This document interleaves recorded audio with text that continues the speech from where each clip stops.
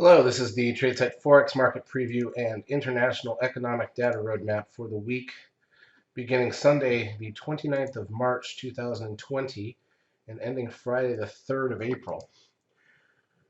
As we sit in the middle of the international global pandemic crisis, here's the dollar index. It has been all over the board. Finally, some extra volatility. Remember, we complained all last year that the dollar index was stuck in a 4-point range or so for the whole year. Just in the last month and a half, we've expanded that to an 8-point range. The funny thing is, we headed down first, then we came way back up hard, and now we've come all the way back and landed right in the middle of where we've been. So no net movement, but definitely, sorry about that, some better volatility. Let's take a look at the individual daily charts. Euro dollar, obviously the inverse of the dollar index, as it always is right now. Pound dollar, it's a little different, coming back up, but didn't get the first move really. Aussie dollar, made a big dip and then came back up. Euro yen, obviously, not doing as much. Pound yen did make a move. It's come back a bit now. And the pound Swiss, fairly similar. So a lot of these have retraced about half of their moves, whereas the US dollar index has gone pretty much nowhere. If we look at the intra-week chart, 30-minute candles, high to low for the week, 500 pips on the euro dollar. So that's finally some range and some decent action. Haven't seen that in a while. It was all steady against the dollar, obviously. The pound dollar, which is where we had our winners this week, big range, 1,000 pips for the week, and that's how we can get things done a lot more easily, as you see when that happens. So we had a good week in Forex from a trading perspective. Now let's take a look at the news and stuff coming out over the next week and see if there's anything we have to prepare for outside of just the general situation that's going on. We've got not much on Sunday. Monday, German preliminary CPI, Spanish flash CPI, UK M4 money supply and mortgage approvals, net lending to individuals, pending home sales here in the US, building consents out of New Zealand, consumer confidence out of the UK. We got the unemployment rate out of Japan, preliminary industrial production out of Japan, retail sales out of Japan, ANZ business confidence out of New Zealand, private sector credit out of Australia, manufacturing and non-manufacturing PMI numbers out of China on Monday. On Tuesday, we've got housing starts at 1 a.m., German import prices, current account, and final GDP out of the UK at 2 a.m. Eastern Time.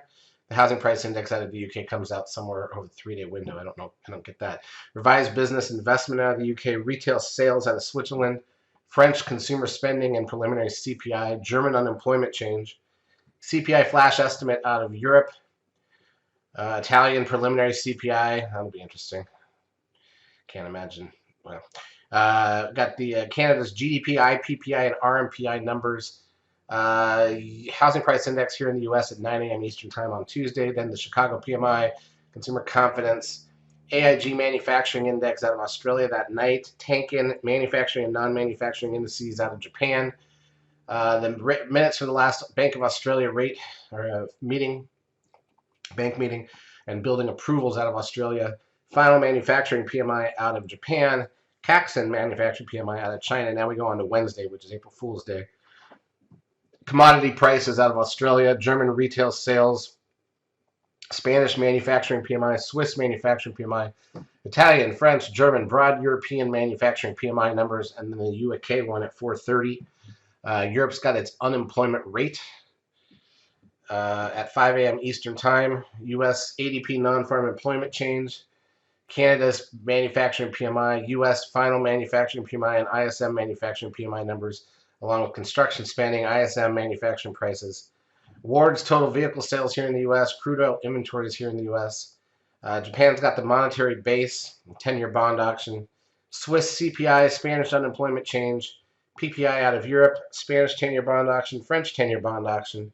Challenger job cuts out of the U.S., 7:30 a.m. Eastern Time on Thursday. Trade balance out of Canada and the U.S., along with the weekly initial and continuing jobless claims numbers here in the U.S. at 8:30 a.m. Eastern Time on Thursday.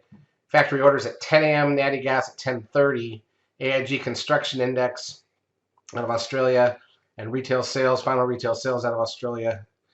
And then going into Friday, government budget balance out of France, services PMI data out of Spain, Italy, France, Germany, the final one out of Europe, and then the UK retail sales out of Europe, and then the U.S. our unemployment rate number. That'll be interesting.